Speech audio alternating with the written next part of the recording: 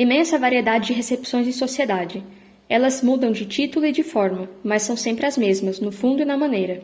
Deixando de lado a nomenclatura clássica, basta que se saiba como elas se denominam agora para evitar lamentável confusão. São elas: o baile, a recepção propriamente dita, a dança, o coquetel, que se divide em cocktail party, cocktail super e cocktail buffet. A festa surpresa, as reuniões onde se come, como sejam almoço, chá e jantar, este tendo como corolário o jantar americano. Além dessa variedade, há ainda os que se caracterizam pela qualidade dos convidados, e que são o hen party, onde só há mulheres, a festa de despedida, e o stag party, reservado exclusivamente para homens, que a gente chamaria de despedida de solteiro. Vamos, neste capítulo, tratar das reuniões, nas quais a alimentação entra como acessório e não como principal. Baile sempre houve. Hoje em dia é menos cerimonioso para os homens, que usavam antes o smoking, do que a casaca. Muito em desfavor, seja porque é menos cômoda, seja pela dificuldade de se conseguir uma camisa impecavelmente alva e impecavelmente engomada, bem como o colarinho e o punho. As mulheres não se emocionam com isso e continuam a usar vestidos de máximo luxo, dependendo da altura da saia ou o decote do que os grandes costureiros de Paris determinam. Os donos da casa postam-se à porta, logo que haja sinal de que algum convidado aponta no horizonte, e aí ficam durante certo tempo, recebendo e desejando boas-vindas e bom divertimento a todos. Depois de algum tempo, podem revezar-se. Enquanto um deles dá uma volta pelas salas, borboleteando de grupo em grupo e verificando o serviço, o outro prossegue na tarefa de receber. Os retardatários encontrarão os donos da casa já nos salões, porque, depois de certo tempo, a missão de ambos é entreter os convidados que chegaram à hora pedida. Aberta a porta do buffet, convém que os convidados não se precipitem na sala, pois não se encontra em um restaurante. Os donos da casa procurarão, sobretudo, atender as pessoas de mais cerimônia ou de mais importância social, recomendando ao garçom e aos empregados que as sirvam bem. Quando os convidados começarem a retirar-se, convém aos donos da casa, ou pelo menos a um deles, voltar à porta de saída para desejar boa noite aos hóspedes e agradecer-lhes terem vindo. Desde esse momento, a tarefa passa aos convidados, que devem, de uma maneira ou de outra, agradecer o convite, seja retribuindo a delicadeza, seja enviando flores, escrevendo ou usando o melhor modo a seu alcance. Em uma recepção sem dança, o processo é absolutamente idêntico. O cocktail party, que chamamos simplesmente de coquetel para abrasileirar e enfiar a expressão, exige menos etiqueta.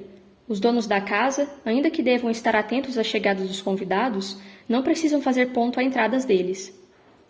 Ademais, o álcool, agindo de maneira mais rápida e enérgica, provoca logo uma atmosfera em que ninguém mais se entende e todos se sentem bem à vontade. Aliás, o brouhaha faz parte integrante desse gênero de reuniões e é lastimável haver convidados que insistam em falar sobre assuntos sérios e longos. Em um coquetel, o essencial é que todos se movimentem e falem com todos, sem falar propriamente a pessoa alguma. A melhor definição desse gênero de reunião é a que se diz resumir-se o coquetel em 4 S's: surgir, saudar, sorrir e sumir. A não ser em casos privados e que escapem à técnica social, os convidados devem girar e dar a impressão de carrossel. Todos ficam contentes em ver e falar com todos, sem que algum deles realmente ouça o que lhe dizem e se lembre no dia imediato de uma palavra que pronunciou ou que lhe caiu ao ouvido.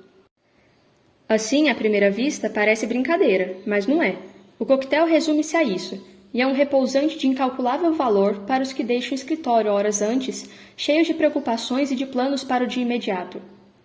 O cocktail super e o cocktail buffet seguem a mesma direção, somente que há alimento mais sólido e por isso mesmo terminam mais tarde. Em todo coquetel, seja de que tipo for, costuma-se servir uns salgadinhos para atenuar a ação do álcool e dar maior capacidade à sede. Os salgadinhos variam de casa a casa e quase sempre são apetitosos.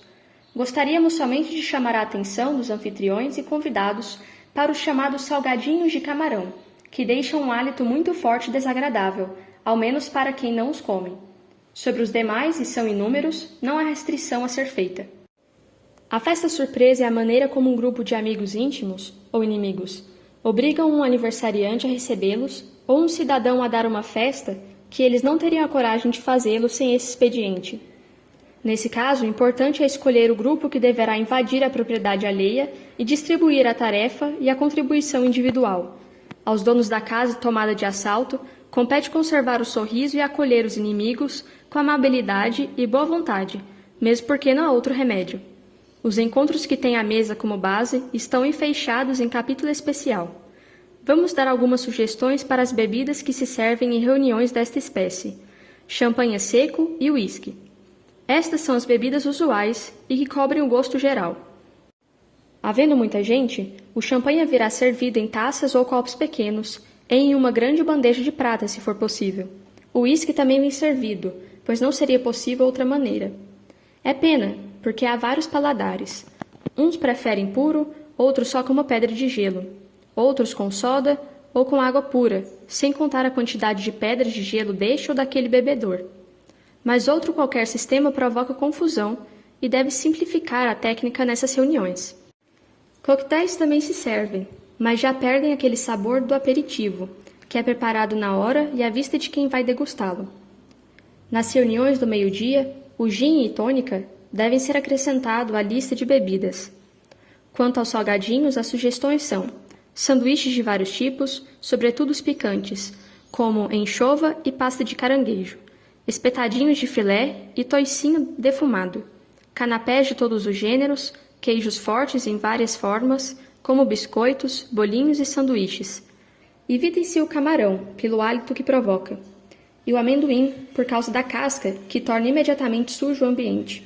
Como esses salgadinhos são tanto gordurosos, deve-se oferecer guardanapos pequenos para limpar os dedos. Esses guardanapos podem ser entregues pelo próprio empregado que serve os salgados ou colocados em pacotes pequenos junto à mesa. Em reuniões íntimas, eles podem ser de papel crepom, mas só nessas condições.